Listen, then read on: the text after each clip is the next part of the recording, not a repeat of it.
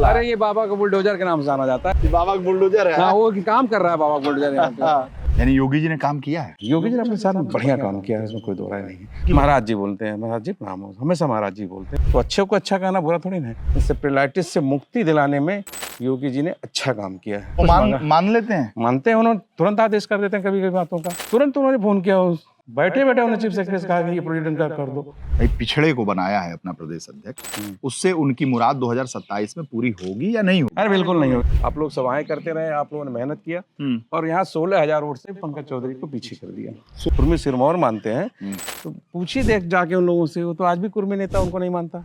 योगी आदित्यनाथ और पंकज चौधरी में क्या तुलना देखते हैं? दिल्ली और लखनऊ की लड़ाई में बनाया गया जी जी, योगी जी को बैलेंस करने के लिए, सिर्फ योगी जी को बैलेंस करने के तो लिए। कर पाएंगे? व्यक्तित्व जो है ना योगी जी का, उससे पड़ा है। पंकज चौधरी ने हलवा जो है या तो उधर ही खिला दिया है, या तो कहाँ खा गए हैं पता नहीं मुझे इसका। न महाराज में उनका कभी रिश्ता रहा है, न कभी नाता रहा है, न महाराज ने उसको लेना देना, राजनीतिक रूप से आके रह गए। इस बार भी बोल रहे थे कि चद्दर ओढ़ के जीतूंगा, 3 लाख से जीतूंगा। ठंडा हो गए। मैं तो कांग्रेस का विधायक हूँ, हरिशंकर तिवारी जी की डेथ हुई थी, मैं तो उनके रथ यात्रा में उनके ट्रक पे खड़ा होकर जा रहा था। 5 करोड़ में टिकट देगी? 5 से ज्यादा ले रहे हैं सर। चलिए आइए, आपको दूसरा काम दिखाता हूँ जो इस क्षेत्र का सबसे जरूरी है। आइए आपको दूसरा अपना काम दिखाता हूँ, जो काम लोग, एक अलग ढंग का काम है, एक ऐसा काम जो आज़ादी के बाद आपको समझ में आएगा, जहाँ कुछ नहीं था। नमस्कार, आप देख रहे हैं हमारा चुनावी शो एक विधायक ऐसा भी, और इस शो के सिलसिले में हम पहुंचे हैं कांग्रेस के विधायक वीरेंद्र चौधरी के पैतृक निवास महाराजगंज के फरेंदा में, और उनसे जानेंगे समझेंगे उनकी राजनीतिक और सामाजिक यात्रा को। तो ये उनका घर है जो 1959 में बनकर तैयार था। वीरेंद्र चौधरी 2 विधायकों में से एक हैं। एक आराधना मिश्रा मोना है, प्रमोद तिवारी की बेटी, और दूसरे वीरेंद्र चौधरी हैं। कांग्रेस ने 2022 में 401 सीटों पर चुनाव लड़ा था, जिसमें मात्र 2 सीटें कांग्रेस को मिली थी। कांग्रेस ने शिवपाल यादव और अखिलेश यादव के खिलाफ कैंडिडेट नहीं उतारा था। और इसमें भी खास बात है कि रामपुर में समाजवादी पार्टी ने अपना कैंडिडेट हटा लिया था, लेकिन वीरेंद्र चौधरी के खिलाफ समाजवादी पार्टी का कैंडिडेट 2022 के चुनाव में मांझी साहब लड़े थे, जो पूर्व कैबिनेट मंत्री थे, पूर्व सांसद थे। ऐसे में वीरेंद्र चौधरी जी नमस्कार इस भूमिका के साथ आपके घर, आपके गांव पहुंच ही गए ना? अरे भाई, हम कांग्रेसियों के यहाँ पहुंच गए। अरे कांग्रेसी अछूत थोड़ी है। देख रहे हैं कितना हंस रहे हैं ये हमारे कांग्रेसी जिलाध्यक्ष जी हैं, ये पूर्व जिलाध्यक्ष देख रहे हैं, मजा ले रहे हैं। सोचे गोदी मीडिया आ गया। ये इनका सोच यही हो है। क्या बात है, क्या जबरदस्त घर है भाई। बस मतलब 1969 का लिखा हुआ है ऊपर। ये पिताजी का बना ये पूरा फाटक। सबसे खास बात है कि वीरेंद्र चौधरी जी 2007 में बसपा से चुनाव लड़े, और उसके बाद से 12 में चुनाव लड़े कांग्रेस से, 15 में उपचुनाव हुआ फिर कांग्रेस से, फिर 17 में चुनाव लड़े, फिर 22 में तो विधायक ही हो गए, लेकिन हमेशा 2 नंबर पे रहे, और 22 में 1 नंबर पे। जी। और मार्जिन आपका हमेशा मैंने देखा बहुत कम रहा। कभी 1200 से हारे, कभी 2000 से हारे, कभी 1800 से हारे, 1700 से हारे, और जीते भी तो 1800 से। और खास बात यह है कि पंकज चौधरी, जो भारतीय जनता पार्टी के प्रदेश अध्यक्ष हैं, उनके खिलाफ लोकसभा अभी 2024 में लोकसभा लड़े, और 28,000 से आप चुनाव हार गए। हार नहीं गए, वो सरकार ने हरा दिया। जनता ने तो जिताया था। पूछ लीजिए जनता से पूरे क्षेत्र में, जनता तो आज भी जीता हुआ मानती है। अच्छा। और नैतिक जीत हम लोगों की है। उनकी तो मॉरल विक्ट्री नहीं होती है, वो है उनको नैतिक हार है। उनको एहसास भी होता होगा ये मेरी नैतिक हार है। हाँ। और लगातार क्षेत्र में आप घूमिएगा, अब तो आप पत्रकार हैं, जो मीडिया के हैं, तो आपको सब पता चलेगा कि यहाँ जनता जो है आज भी ये मानती है कि मैं ही चुनाव जीता हूँ। जो फरेंदा विधानसभा है, जब लोकसभा का चुनाव था तो यहाँ पर तो पंकज चौधरी हार गए थे। हाँ, यहाँ हारे। आप देखिए, और मैं आपसे एक चीज कहना चाह रहा था कि मैं पूरे चुनाव, बहुत कम समय मिला था मुझे लोकसभा में, मेरे पूरे चुनाव में मैं इस फरेंदा विधानसभा में आया भी नहीं था। ये हमारे साथी जो बैठे हैं, ये हमारे लीडर बैठे हैं, इन्होंने पूरे चुनाव को दिखाया था, पूरे चुनाव को लड़ाया हमको। पूरे फरंदा में मैं एक दिन नहीं आया, एक भी जनसभा मेरी फरंदा में नहीं हुई। आप लोग सभाएं करते रहे, आप लोगों ने मेहनत किया और यहाँ 16,000 वोट से पंकज चौधरी को पीछे कर दिया। 16,000 से? 16,000 से इस फरिंदा में? इसी 24 में। अच्छा, इस फरंदा विधानसभा में। वाह साहब वाह। तो पंकज चौधरी तो प्रदेश अध्यक्ष हो गए भाई। आप देखिए इस राजनीतिक परिवेश में जो बदलाव हुआ उत्तर प्रदेश में, पहले भी 9 सीटें हमारी बिरादरी की होती थी, मैंने कुर्मी 9 सांसद हुआ करते थे पूरी यूपी में, लेकिन 9 में 8 उनके हुआ करते थे, एक अपना दल का हो जाता था। इस बार परिवर्तन हो गया, 7 MP समाजवादी पार्टी और एक इंडिया गठबंधन के हो गए और 2 हो गए भाजपा के। वीरेंद्र भाई, ये देखिए खपड़ैल घर अभी बचा हुआ आपके यहाँ। हाँ, ये पुराने समय का था, ये सब कपड़े ही थे। हाँ। पिताजी के मकान बनवाए हुए सब कपड़े के थे। हाँ। और आज देखिए ये स्थिति, बदलाव हुआ है। हाँ। नए घर हम लोग तो हमने अभी कुछ बनाए नहीं, ये सब पिताजी का बनवाया हुआ है। ये देखिए मैसी फर्गुसन, ये 1962 में हमारे पिताजी ने उस समय लिया था। हाँ। कि जब चकबंदी हमारे यहाँ समाप्त हुई थी 1962 में, बताते हैं मैं तो पैदा भी नहीं हुआ था, उस जमाने से हमारे यहाँ गन्ने की खेती होती थी। हाँ। तो मैसी फर्गुसन एक अच्छा ट्रैक्टर माना जाता था। हाँ। तो वो सबसे अच्छा ट्रैक्टर ये देखिए, ये पुराने जमाने की जीप पे जब मैं राजनीति शुरू किया, हाँ। छोड़ के आया था जब, हाँ। तब मैंने 1999 में खरीदी थी इसको। हाँ। 99 में यादगार के लिए भी खड़ी रहती है, मैंने इसको बेचा नहीं है। इसी से राजनीति शुरुआत की थी मैंने अपने जीवन। अच्छा। बहुजन समाज पार्टी से, इसी गाड़ी से राजनीति, और इस गाड़ी में तो बहुत बड़े बड़े नेता बैठे हैं। अच्छा, नाम जब चाहेंगे तो मैं बता दीजिए, अभी बता दीजिए। बहुजन समाज पार्टी के बाबू सिंह कुशवाहा जैसे लीडर इसमें बैठ के घूमते थे। अच्छा, जब मैं आते थे हमारे बाबू सिंह कुशवाहा, नसीमुद्दीन सिद्दीकी, बहुत अच्छे, जैसे डॉक्टर बलराम, दारा सिंह चौहान, तमाम नेता इस पे घूमे हुए इस गाड़ी पे। अरे ऐतिहासिक गाड़ी है। जी, इसीलिए इसको रखा हुआ यादगार के लिए। तो आपके पिताजी एकदम खाटी काश्तकार? जी। उन्होंने अपनी शिक्षा दीक्षा शुरुआती दौर में, बचपन के दौर में बहुत मिडिल स्कूल उसमें होता था, वहीं तक की थी। उसके बाद वो खेती बाड़ी में, हाँ, अपने माँ बाप के अकेले थे। अच्छा, सबसे खास बात दर्शकों को बता दूं कि ये सहायक अभियंता, असिस्टेंट इंजीनियर रहे, बीटेक हैं ये वीरेंद्र चौधरी जी, और बीटेक की करने के बाद असिस्टेंट इंजीनियर, वो भी सरकारी नौकरी जी, आवास विकास के इंजीनियर थे। छोड़ दिया इंजीनियरिंग किस उम्र में? उम्र मेरी वही 28 साल की 29 साल की थी जब मैंने नौकरी छोड़ दी। हाँ। और चला आया मैं अपने सामाजिक जीवन में। 28 साल में छोड़ दिया आपने? छोड़ दिया। हाँ। वाह। फिर सामाजिक जीवन में लोगों की सेवा करने का मन हुआ कि चलो, तो बसपा में आ गए। बीएसपी के नेताओं से मेरे ज्यादा संबंध थे उस दौर में। हाँ। मैं लखनऊ रहता था, तो तमाम बीएसपी के नेताओं से मेरे अच्छे मधुर संबंध थे। हाँ। और उस संबंधों को निभाने के नाते बसपा वालों ने कहा हम टिकट दिला देंगे, और मैं भाग्यशाली मानता हूं मैं अपने आप को। हाँ। कि मुझे उस सीनियर नेताओं ने कभी भी यह एहसास नहीं होने दिया कि टिकट के लिए भी आदमी को परेशान होना पड़ता है, और वो टिकट उन्होंने दिला दिया, मैं लड़ गया। माल तो दिए होंगे? नहीं, ऐसा कुछ नहीं है। देखिए, बसपा पे आरोप है ना कि बसपा पे आरोप, आप इंजीनियर थे, मलाईदार विभाग के, आवास विकास के, वो हमारे पूरा विकास किए होंगे अपना। अच्छा संबंध था सर, और इसलिए उस समय हम लोग बसपा से जुड़ गए, क्योंकि बसपा के लोग, भाई आरोप है ना कि बसपा बहन जी पैसा लेके टिकट देती हैं, और आप इंजीनियर थे, असिस्टेंट इंजीनियर। जो आरोप होगा वो होगा। मैं व्यक्तिगत जितना बहन जी को जानता हूँ, वो अपने मर्जी से, अपनी खुशी से, जो उनको पार्टी चलाने के लिए, आप बताइए कोई राजनीतिक दल चलाने के लिए कोई भी कुछ दे दे, तो वो उसे स्वीकार करती थी। हम लोग भी अपने, जो हमारी हैसियत थी, वो हम उनको समय समय पे पार्टी की आवश्यकताओं पे, जैसे मेंटेनेंस का है, जैसे कार्यालय खर्च है, तमाम ऐसी चीजें खर्च होती हैं पार्टी चलाने के लिए, आप अच्छी तरह जानते हैं, वो हम लोग सहयोग करते रहते थे। ऐसा कोई चंदा हमने नहीं दिया था कि टिकट के लिए मुझसे मांगा गया। लेकिन आज का दौर देखिए, मायावती तो बदनाम भर हैं।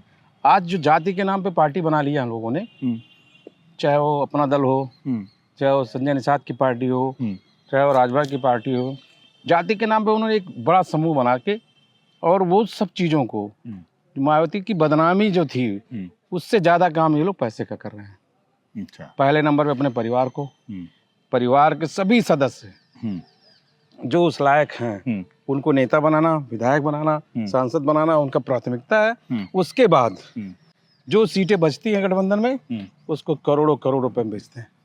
करोड़ों में? करोड़ों करोड़ रुपए में देते हैं। नहीं, अरे मुझे जानकारी है, मेरे बहुत से लोग, जानने वाले लोग जो वहाँ पे गए हैं, जिन्होंने दिया है, वो बताते हैं आके कि हमने इतने करोड़ रुपए दिए, हमने उतने करोड़ रुपए। हमारे बगल सीट देख लीजिए, यही मैदावाल संजय निषाद की पार्टी है, यही नौतनवा उनकी पार्टी के MLA हैं, 5-5 करोड़, 4-4 करोड़, 3-3 करोड़ रुपया देने की बात स्वीकार करते हैं। और तो और भाजपा देख लीजिए ना, हाँ। भारतीय जनता पार्टी का जो चरित्र है, लोग कहते हैं एकदम साफ सुथरा चरित्र है, लोगों को विधायक बनने के लिए लोग वहां भी पैसा दे रहे हैं टिकट के लिए। अरे भाजपा में क्यों देंगे उनको? अरे क्या? आप देखिए ना, बगल की सीट है, देख लीजिए हटा। हाँ। पिछले विधानसभा चुनाव में 22 में केडिया विधायक थे, वर्तमान विधायक थे, उनका टिकट काटने के लिए जो बड़े वहाँ पूंजीपति हैं वर्मा जी, उन्होंने 5 करोड़ रुपए दिया। पूछ लीजिएगा कभी ऐसा। इस समय तो हमारी पार्टी जो है राष्ट्रीय कांग्रेस, इसके अलावा सारी राजनीतिक पार्टियां बिना पैसे, समाजवादी पार्टी भी ठीक है, भाजपा 5 करोड़ में टिकट देगी। 5 से ज्यादा ले रहे हैं सर, लेकिन वो शोर नहीं है, दिखता नहीं है। आप मोहन वर्मा की बात कर रहे हैं? हाँ, सामने पता करिएगा जाके। हाँ। ये हालात हैं भारतीय जनता पार्टी में। एक नहीं, ऐसी कई सीटें हम बता सकते हैं आपको जहाँ पे बीजेपी में पैसे देकर टिकट लिए जा रहे हैं। तो ऐसे कहे कि कांग्रेस में भी पैसा नहीं, कांग्रेस में कभी ऐसा कल्चर नहीं रहा। और आप कांग्रेस का क्या कहते हैं? कांग्रेस तो लड़ने के लिए सहयोग राशि देती है पार्टी, अपने उन नेताओं को जो कमज़ोर हैं, उन कार्यकर्ताओं जो कमज़ोर हैं, गरीब हैं, समाज के उस वर्ग से आते हैं, दबे कुचले वर्ग से आते हैं, उनको सहयोग करके वो नेता बनाती है। अच्छा, सहयोग देती है? देती है सहयोग। धान बेच के ले आती होगी? नहीं, जो आप भी धान बेच के कौन पार्टी ले आती हैं? जो पार्टियों के चंदे आते हैं खुलेआम, आप जानते हैं हर पार्टियों की फंडिंग है, एक नंबर से उनको दिखता है। आप देख रहे हैं आजकल तो मोदी जी ने उसको भी व्यापार बना लिया, इलेक्ट्रल बॉन्ड बनवा लिया उन्होंने। कितने बड़े बड़े राष्ट्रीय स्तर पे आप देखिए, अब जितने बड़े बड़े उद्योगपति उन्होंने वो बॉन्ड खरीदे हैं, नहीं खरीदे, तो उनको भी तो चंदा मिलता है। उस चंदे के पैसे से पार्टी चलती है ना। लेकिन कांग्रेस के ऊपर कभी भी आज तक आरोप नहीं लगा। चंदा नहीं मिलेगा तो ये कैसे चलेगा? ये सब ये तो बाप दादाओं की पुश्तैनी जमीन है, पुश्तैनी घर है, पुश्तैनी खर्च है, उसी से चल जाता है। नहीं तो हम लोग तो राजनीति में यहाँ खड़े भी नहीं हो पाते। वो सब पुश्तैनी है। ये देखिए, ये मेरा घर है, ये मेरे परिवार का यहाँ रहने का बसेरा है, खेती बाड़ी है, बाग बागीचा है, इससे जो पैसा मिलता है वही सब तो है जो हमारा ये सफेदी बरकरार है। ये देखिए पीछे सब दिख रहा है आपको, ये मेरे पूरे पारिवारिक, इसमें मैंने कुछ नहीं किया है, ये सब बाप दादाओं का बनाया हुआ है। हमने तो इसमें से घटाया है। बढ़ाने वाले लोग तो वो हैं जिन्होंने अपनी संपत्तियों को बढ़ाया है। हमने तो अपने जीवन में राजनीति में जनता की सेवा में इस संपत्तियों को घटाया है। पूरा जमींदार टाइप के आदमी लग रहे हैं आप। अरे नहीं, ये पूरे पिताजी का देन है, ये सब बनाया उन्हीं का है। पूरा हाथा गांव में एकदम फार्म हाउस है एकदम। हाँ, ये गांव में कुछ पहले जमीनें ज्यादा हुआ करती थी, तो लोग बड़ा सा घर बना लेते थे। मंदिर भी दिख रहा है वहाँ पे? मंदिर भी अपने अच्छा पुश्तैनी है, पैतृक है। अच्छा, वो मंदिर भी दादाओं ने बनाया है। अच्छा, वहीं तालाब भी था? तालाब भी पिताजी ने बनवाया था उसको हमने थोड़ा बहुत साफ सुथरा करवाया है। छोटे भाई हमारे प्रधान हैं, तो हमेशा से हमारे यहाँ प्रधान ही सरपंच पुराने पद से आ रहा है, ब्लॉक प्रमुख भी रहे हैं, उन सब ने थोड़ा सा उससे सहयोग करके उसको सुंदर बना दिया। ये है राजनीतिक। ये सफेदी जो आप बार बार दिखा रहे हैं, ये उसी के नाते, नहीं तो वो कुछ है नहीं। एक विधायक बन के आदमी क्या कर सकता है आप भी जानते हैं। अरे विधायक निधि बेच सकता है? अरे निधि मैं नहीं बेचता हूँ, आप पूछ लीजिए, वहाँ बैठी हुए साथी हैं। मैं पहला विधायक हूँ पूरे मंडल में, पता कर लीजिए, डीएम और सारे अधिकारियों से पता कर लीजिए कि विधायक निधि में 1 पैसा कमीशन नहीं लेता हूँ, 1 रुपया कमीशन नहीं लेता हूँ।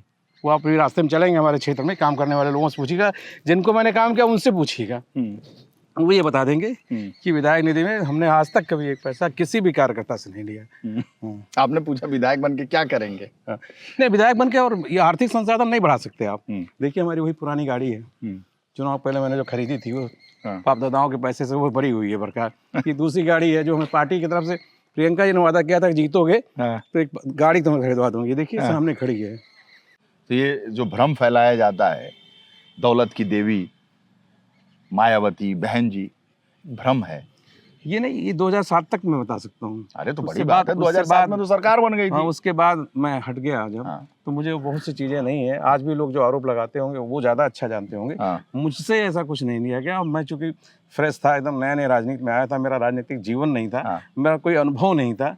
उन लोगों की दोस्त। कब नौकरी छोड़ा आपने? नौकरी हमने छोड़ दी थी 1997 में। 97 में छोड़ दी? हाँ। उसके बाद से चुनाव लड़े 2007 में। व्यवसायिक थोड़ा अपने आप को बनाया करने। हाँ, यहाँ घर पे रहने के लिए रहना है तो कुछ करना है। ठीक। तो कुछ ऐसे कार्य होने थे हमारे यहाँ कृषि संबंधित थे, जो मुझे लगता था कि ये अगर किया जाए तो अपने साथ साथ लोगों का भी भला होगा। स्वावलंबन की भावना आई और मैंने उन चीजों पे अपने आप को 2007 में आपने टिकट मांग लिया? नहीं, हाँ मांग ही लिया, क्योंकि लोगों ने कहा नहीं अब लड़ना चाहिए, तो मैंने तैयारी करके चुनाव लड़ा। वाह। तो 2007 में कितने वोट से हारे? मैं मात्र कई 100 वोट से हारा, 2100 से। हाँ। अच्छा, सरकार बसपा की थी आप? हाँ, सरकार बसपा की बन गई। दुर्भाग्य था मेरा। मुझे जो मेरे सीनियर नेताओं ने कहा, लीडरों ने कहा कि आज जीत क्या होते, आज मंत्री बन गए होते। पढ़े लेकिन लिखे नहीं, थे भाई, पढ़े लिखे थे। हाँ। उम्मीद थी, हाँ। और नेताओं को भी मुझसे उम्मीद थी कि जीत के आएंगे तो इनको आगे किया जाएगा। ये दुर्भाग्य था।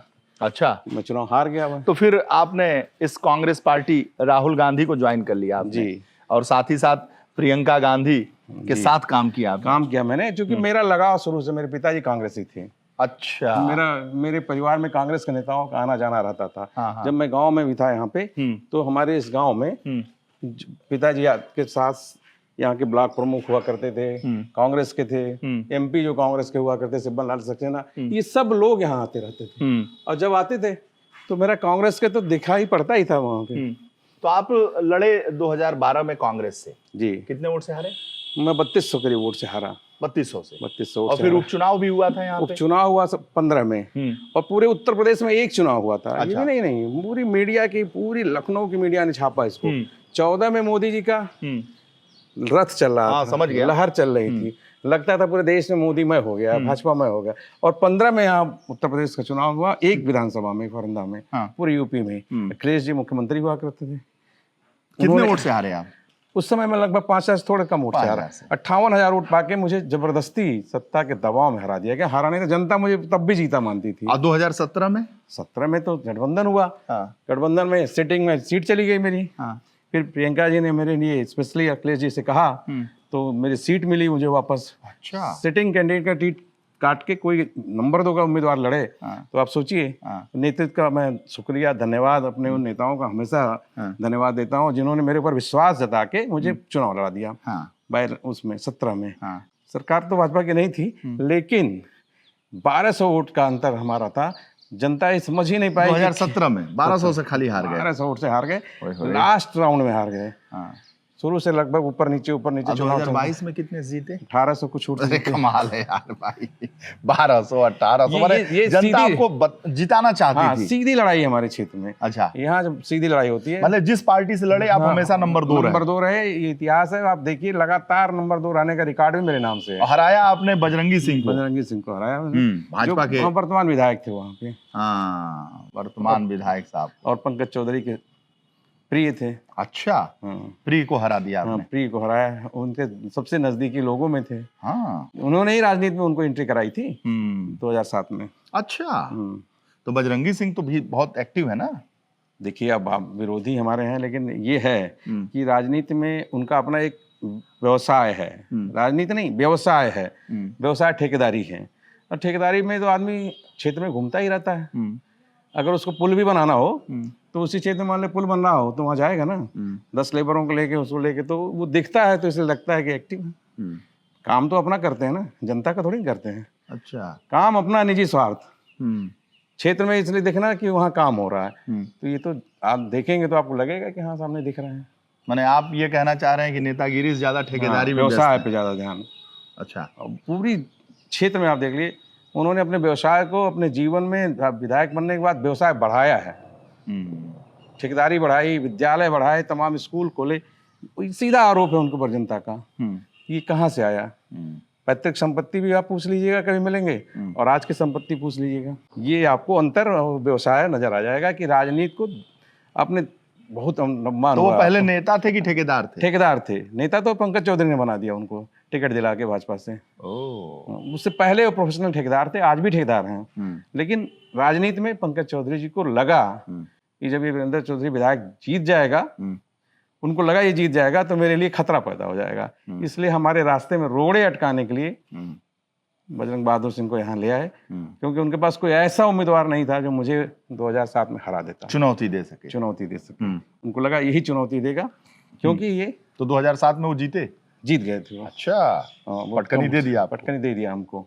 वो उससे पहले नहीं दे पाते, क्योंकि वो जान रहे थे कि पंकज चौधरी जी के निशाने पे आप 2007 ही से शुरू से रहे हैं। जब आप चुनाव लड़ रहे थे, जब राजनीति में शुरू किए, तो जिला पंचायत लड़ना, हमारे यहाँ प्रमुख प्रधान रहा, मेरा भाई प्रधान रहा, मेरे भाई प्रमुख भी रहा, तमाम पद पे रहे हम। एक विधायक का पद वो नहीं होने देते थे, इसलिए उनको लगता था कि आगे वाले भविष्य में मेरे लिए खतरा बनेगा।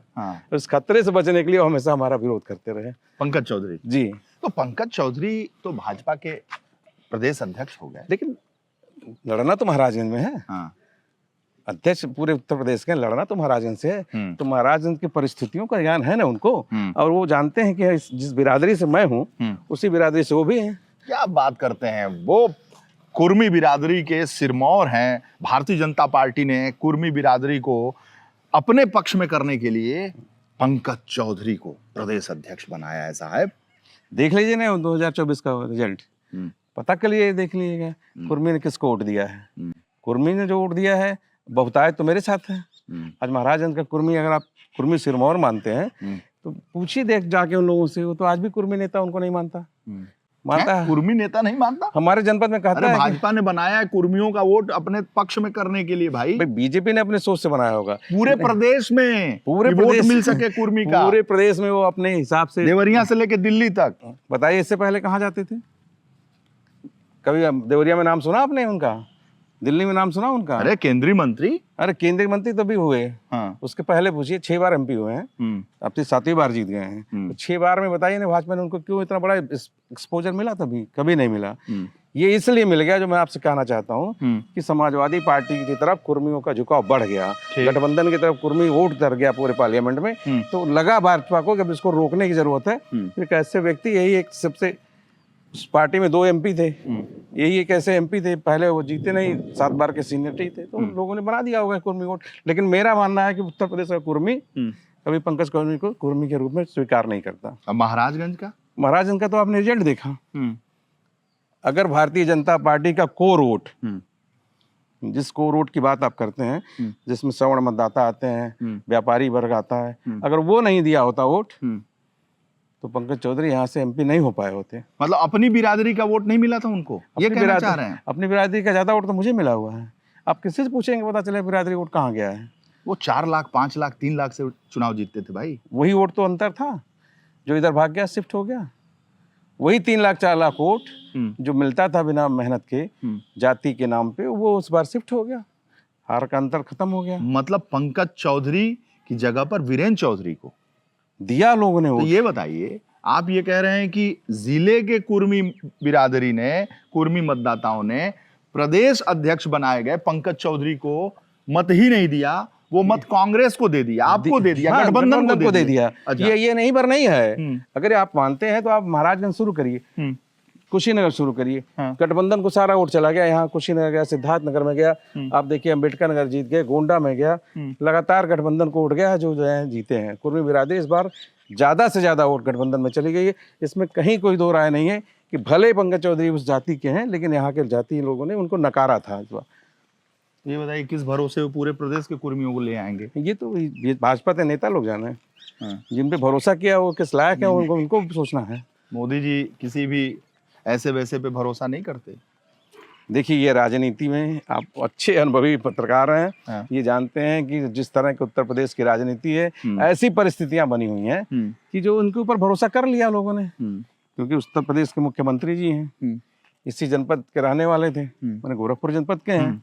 तो आपसी वर्चस्व को खत्म करने के लिए, उनको कुछ डोमिनेट करने के लिए, उनको कुछ नीचा दिखाने के लिए वो दिल्ली के लॉबी ने ऐसा कर दिया। और ऐसा कुछ उनके अंदर इतना व्यक्तित्व नहीं है कि वो उत्तर प्रदेश से कुर्मी को जोड़ सकें। आपने रिजल्ट देख लिया होगा, जब से बनाया गया, मेरे दिसंबर 14 को बनाए गए हैं और आज मई की 10 तारीख है। पूरा उत्तर प्रदेश के, मतलब आप ये कह रहे हैं कि दिल्ली और लखनऊ की लड़ाई में उनको बनाया गया। जी, योगी जी को बैलेंस करने के लिए, सिर्फ योगी जी को बैलेंस करने के लिए। तो कर पाएंगे? नहीं, संभव नहीं है। व्यक्तित्व जो है ना योगी जी का, उससे बड़ा है। और इस जनपद में नहीं, ये पूरे पूर्वांचल की धरती में, चूंकि कैसे जगह से जुड़े हुए हैं, जो लोगों की सोच, लोगों की श्रद्धा का स्थल था, इसलिए उनके प्रति लोगों का थोड़ा सा झुकाव रहता है। बहुत बड़ी बात बोल रहे हैं आप। ये सच बोल रहा हूँ मैं भले कांग्रेस, मतलब बैलेंस करने के लिए बनाए गए थे और उनके मुकाबले में वो कहीं ठहरते ही नहीं। कहीं नहीं ठहरते हैं। अच्छा, आप अभी परिस्थितियों को देख लीजिए, लगातार 6 महीने के उनके रिएक्शंस को देख लीजिए, 6 महीने के उनके अपने कार्यकाल को देख लीजिए, आपको खुद लगेगा कहीं ठहरते हुए नजर आ रहे हैं। अच्छा, पूरी, अरे 7-8 बार के सांसद, केंद्रीय मंत्री, प्रदेश अध्यक्ष, 7-8 बार सांसद कैसे हो गए, मैंने तो आपसे बताया। हाँ। इसलिए कि यहाँ की लड़ाई जो थी वो एक ओबीसी फैक्टर पे आ जाती थी, जब हाँ। जब कुर्मी फैक्टर पे आती थी और सिंगल कैंडिडेट हुआ करते थे और वो सारे के सारे वोट बिना मांगे उनको मिल जाते थे। और वो अपने वीडियो में बोलते हैं, आपने देखा होगा कभी, कि मैं चद्दर ओढ़ के सो जाऊं तो भी 3.5 लाख से जीतूंगा। और इस बार भी बोल रहे थे कि चद्दर ओढ़ के जीतूंगा, 3 लाख से जीतूंगा। अब देख लीजिए कहाँ चला गया। इस बार तो ठंडा कर दिया आप। ठंडा हो गए। बिल्कुल सरकार राहत रू तेल लगा दिया आपने। बिल्कुल सरकार नहीं रही होती, राहत रू का असर नीचे तक आ जाता है और जमीन पे आ जाते हैं एकदम सनसनाहट के साथ। जी जी, राहत रू लगाए कभी नहीं? नहीं, मैं नहीं लगाता। मैं नहीं लगाता। अरे लगा लिए, तेल तो बढ़िया है। नहीं, तेल अब देखिए आप ब्रांडिंग कर रहे हैं उसकी, आप ब्रांडिंग मत करिए राहत रू की। मैं राहत रू तेल को हमारे इलाके में लोग बिल्कुल पसंद नहीं करते हैं। कहते हैं इसमें तो पेपरमिंट डाल के ऐसा बना दिया जाता है, थोड़ी देर ठंडा हो जाए उसके बाद खत्म हो जाए। अच्छा, हम ब्रांडिंग कर रहे हैं। जी जी, राहत रू है ही नहीं उस लायक। तमाम तेल हैं जिनके नाम आप जानते भी होंगे, वो बहुत अच्छे हैं। राहत रू लगाने की बात आप मत कीजिए, मत सोचिएगा अभी, मत कभी। अच्छा, इसमें तो बहुत मिलावट है। मिलावट है? बहुत मिलावट है उसमें। अच्छा, राहत रू आपने 24 के चुनाव में ठंडा कर दिया, एकदम ठंडा हो गए थे। अगर गवर्नमेंट ना रही होती भारतीय जनता पार्टी की उत्तर प्रदेश में, तो कहाँ होते इस समय, अध्यक्ष होते कि कहाँ होते, आप अच्छी तरह समझ रहे हैं। अच्छा, एक चीज जानते हैं, राहत रू तेल लगाने पे क्या होता है? सनसन करता है। वही तो पेपरमिंट का असर है। तो सनसना गया होता मामला। बिल्कुल सनसना गया होता, खत्म हो गया होता। और राहत रू की सनसनाहट भी धीमी पड़ जाती इस बार। अच्छा। अच्छा, अभी आपने बातचीत में कहा कि दिल्ली और लखनऊ की लड़ाई में उनको बना दिया गया, प्रदेश अध्यक्ष बना दिया गया, कुर्मी बिरादरी को खींचने के लिए बना दिया गया। और योगी आदित्यनाथ की कर्मभूमि है ये, यहाँ पर मठ है और यहाँ पर उनका खेती बाड़ी है, गन्ने की खेती होती है, हम लोग भी जानते हैं। तो योगी आदित्यनाथ और पंकज चौधरी में क्या तुलना देखते हैं? देखिए, कोई तुलना ही नहीं है। देखिए, तुलना राजनीतिक रूप से और सामाजिक रूप से जो रोल गोरखपुर में महंत जी का है, योगी जी का है, वो एक धार्मिक भावनाओं से जुड़े हुए लोग हैं। और उस मठ से इस क्षेत्र की पूरी जनता का, मैं जाति की बातें नहीं करता, उनका एक आत्मीय लगाव था। जैसे हम बचपन में थे, मेरे पिताजी भी हम लोग साथ लेके मठ चले जाते थे, या मुंडन का संस्कार है, कोई संस्कार है, धार्मिक संस्कार है, लोग, लड़कियों की शादी तरह होती थी तो लोग वहाँ चले जाते थे, तो देखने के लिए उस मंदिर परिसर में जाते। तो एक आत्मीय लगाव था और उसको उन्होंने बखूबी योगी जी ने उसको निभाया। तो पंकज चौधरी की और योगी आदित्यनाथ की कोई तुलना नहीं है, ना वोट में, न सफर में, न उनके अनुभव में। अनुभव भी उनसे 6 बार 5 बार के एमपी तो वो भी थे। योगी आदित्यनाथ जी अब मुख्यमंत्री बनने के बाद 5 बार के एमपी थे, वो लगातार 5 बार एमपी हुए। तो अनुभव भी कहीं उनसे, उन्हें व्यक्तित्व में भी कोई कमी नहीं था। 1996 में मुझे याद है, मैं आया था तब वो एमपी हो गए थे। तो मेरे अपनी जो हमारी सोच है, हमारे तमाम लोगों से बात होती रहती है, कहीं दिल्ली सरकार ने ऐसा कुछ नहीं बैलेंस बना पाया अब तक के 6 महीने में कि जो लगता हो कि ये उनको दबा ले जाएंगे या कुछ कर लेंगे। इनके बस का ऐसा कुछ नहीं है। आप कांग्रेस के विधायक हैं साहब? हाँ, मैं कांग्रेस का हूँ, लेकिन जो ग्राउंड रियलिटी है, जो सच्चाई है, मैं कांग्रेस की बात कर रहा हूँ। हमारे नेताओं ने जो किया, मैं तो बोलता भी हूँ कि उत्तर प्रदेश में गोरखपुर जनपद में, गोरखपुर शहर में, या तो वीर बहादुर सिंह जी ने इस इलाके को बढ़िया बनाया, या तो उसके बाद भाई लोकल शहर है, मुख्यमंत्री हैं तो वो अपना काम कर रहे हैं। तो इसके अलावा और उत्तर प्रदेश में जो भी सरकारें आई गई, मैं जब से जानने ना लायक हूँ, सपा की हो, बसपा की हो, इतना इस क्षेत्र पे ध्यान किसी का नहीं जाता था। यानी योगी जी ने काम किया है? योगी जी ने अपने साथ बढ़िया काम किया है, इसमें कोई दो राय नहीं है। उसके लिए तो मैं हमेशा बोलता भी रहता हूँ कि देखिए, अगर इस पद पे आने के बाद जिस तरह की सोच अपने क्षेत्र, अपने इलाके के बारे में हर किसी भी नेता की होती है, चाहे मुखला अखिलेश जी रहे हो, सफाई के बारे में सोचते हो, मायावती जी रही हो, बुलंदशहर को सोची हो, तो अगर योगी जी ने गोरखपुर में किया तो कोई बुरा नहीं किया, उन्होंने अच्छा किया है कि ऐसा काम किया, अपने इलाके को अच्छा बनाया। अच्छा जी, ये महाराजगंज, गोरखपुर, आसपास सब चमका दिया। आप देखिए ना, गोरखपुर पूरे शहर को, मेरा भी घर है, हम लोगों का बचपन से आना जाना है, और जो स्थितियां परिस्थितियां होती, बच्चे पढ़ने जाते थे घंटों जाम लग जाते थे, लेकिन आज ऐसी स्थिति नहीं है। सुधार किया उन्होंने, बहुत सी अच्छी चीजें की हैं, तो अच्छे को अच्छा कहना बुरा थोड़ी ना है। लेकिन मेरा कहना है कि कांग्रेस ने, वैसे आप कांग्रेस ने, हाँ भाई, कांग्रेस के जो बनाया, जो बनाया, उसके बाद अगर कोई आया तो महाराज आए, जो उन्होंने कुछ यहाँ पे पूर्वांचल में दिखता है। पूर्वांचल में दिखता है। मैंने गोरखपुर के आसपास के हाँ, अच्छा, देवरिया, कुशीनगर, गोरखपुर, महाराजगंज, देवरिया तो मैं गया नहीं इस बीच, संत कबीर नगर, लेकिन इधर दिखता है कि ये प्रभाव है। तो आप तो गोरखपुर में आपका घर है, रामगढ़ ताल में देखता हूँ, और क्या क्या आप ऐसी चीजें? फिर रामगढ़ ताल देखते हैं, सड़कों का चौड़ीकरण देखते हैं, ओवर ब्रिजेस देखते हैं। जिस रेलवे ओवरब्रिज के लिए मुझे याद है सांसद होने के बाद योगी जी को धरना बैठना पड़ता था, दिन भर धूप में बैठे रहते धरना देने के लिए कि एक ओवर ब्रिज बन जाए मानी राम का, जिससे हम लोग जाते हैं गोरखपुर कनेक्ट होता है। हाँ। घंटों घंटों हम लोग लाइन में खड़े रहते, जाम लगता था, रेलवे ट्रेन आती थी तो 1 घंटे रुक जाना होता था। हाँ। उसके लिए वो धरना देते थे, भाई सत्ता में नहीं थी तो धरना देते थे। आज मुख्यमंत्री है तो उन्होंने बनवा लिया, तो अच्छा किया ना। अच्छा, धरना, धूप में बैठे रहते थे? धरना देते हमने देखा है, आपने फोटो भी, आप वीडियोस देख लीजिए। अच्छा। हाँ। उसकी उस समस्या का समाधान किया तो ऐसी तमाम ओवरब्रिज थे जो गोरखपुर के लिए बहुत जरूरी थे। रेलवे ओवरब्रिज उन शहर के लिए भी जरूरी थे जहाँ पे एकदम बिल्कुल भीड़ होती थी, बड़ी आबादी है गोरखपुर में। अब वो चीज नहीं दिखती है। अच्छा, वो सब बने नजर आते हैं। जब इंसेफ्लाइटिस का तो वो दौर था कि ये पूरा 4 जिला ये जापानी बुखार के नाम से परेशान रहता था। इंसेफ्लाइटिस के दवाओं का उन्होंने जिस तरह की दवाएं सर्च हुई, और पहले तो कोई दवा ही नहीं लगती थी, कोई स्पेशल उसके लिए व्यवस्था ही नहीं थी, नहीं हो पाता था। बीआरडी मेडिकल कॉलेज में बच्चे मरते थे बड़ी संख्या में। आज नहीं है वो। ये बहुत बड़ी उपलब्धि है इस क्षेत्र के लिए, इस पूरे इस मंडल के, क्योंकि यहाँ पे पानी जो है, मैंने जब बहुत से डॉक्टरों से बात की तो उन्होंने बताया कि यहाँ का पानी जो इस तरह का है, जिस नाते वो बच्चों के में ये रक्त बुखार आ जाता है और मच्छरों का भी कुछ प्रकोप रहता है। वो सबकी दवाओं का उन्होंने बढ़िया एक वार्ड बनवाया है, एक स्पेशल इंसेफ्लाइटिस का जोन है, जिससे बच्चों को आज की तारीख में मुझे कहीं मरते हुए नजर नहीं आते हैं। बीआरडी मेडिकल कॉलेज में जब सरकार बनी थी योगी आदित्यनाथ जी की, तो बच्चे मरे थे और बहुत 40 से 36 बच्चे मर रहे थे। बहुत बवाल हुआ था क्योंकि इंसेफ्लाइटिस का वहाँ दौर था, उसमें बहुत से बच्चे बीमार थे और इतनी ओवरलोडेड संख्या हो गई थी, क्राउडेड हो गई थी कि जगह नहीं थी लोगों को उसकी दवा, बच्चों के रखने की जगह नहीं थी और बाहर लिटाए हुए थे। उस समय बहुत बुरी स्थिति थी। और अब बहुत सुधार किया उन्होंने इस चीज में। अच्छा, इस क्षेत्र के लिए तो ये समझिए इंसेफ्लाइटिस से मुक्ति दिलाने में योगी जी ने अच्छा काम किया है। हाँ, निश्चित रूप से आपको भी एहसास होता होगा, कहीं भी आप पूछिएगा, एक भी मरीज इंसेफ्लाइटिस का दिखता नहीं। अच्छा चौधरी साहब, आपने कहा कि encephalitis, Ramgarh Tal, over bridge, सड़कें चौड़ी हो गई, साफ सफाई हो गया, तो इस इलाके के लिए योगी आदित्यनाथ वरदान हो गए। तो देखिए, गोरखपुर में लोग उनको एक पहले से भी एक उस पूजनीय अंदाज में देखते थे। मुख्यमंत्री होना एक अलग बात है, आज भी मुख्यमंत्री, हमारे भी मुख्यमंत्री हैं, सबके मुख्यमंत्री हैं, लेकिन जिस नज़र से उन लोगों को देखने का होता है, वो उन्होंने उस नज़र को उन्होंने अपने जनता में उतार के ये साबित भी किया कि हाँ, हम गोरखपुर के लिए जरूर अच्छा करेंगे। ऐसा लगा मुझे, ये मेरी सोच है, हो सकता है मैं इसमें गलत भी हूँ, लेकिन जो मेरी सोच है, जो मैंने अपने बचपन से आज तक देखा, मुझे सच बोलने की आदत है, मैं आपसे कह रहा हूँ। ये आप तो विधायक हैं, हवाई जहाज से भी उड़ते हैं, एयरपोर्ट को भी बनाया।